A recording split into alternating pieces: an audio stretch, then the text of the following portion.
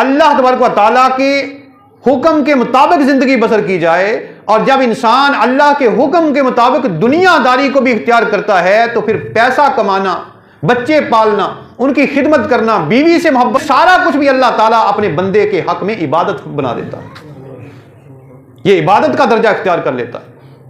لیکن شرط یہ ہے کہ اس اصول اور ضابطے پر قائم رہ کر دنیا کمائی جائے۔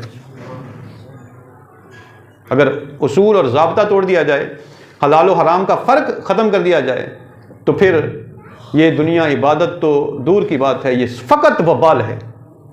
دنیا میں بھی وبال ہے اور آخرت میں بھی وبال ہے۔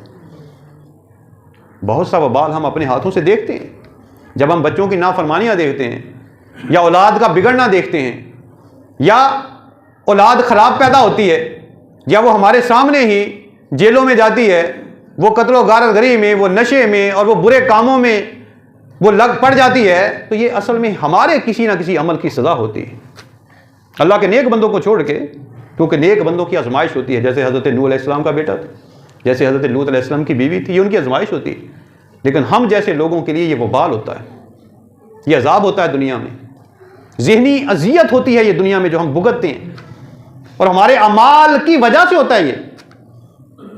اس لیے اگر ذرہ برابر بھی ہم دنیا میں کسی کے ساتھ ظلم کریں گے تو یاد رکھ لیں اس کا خمیازہ ہمیں بھگتنا پڑے گا۔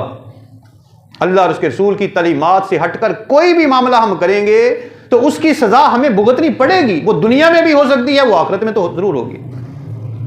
اب یہ ہم پر ڈیپینڈ کرتا ہے کہ ہم اپنے لیے کیا پسند کرتے ہیں۔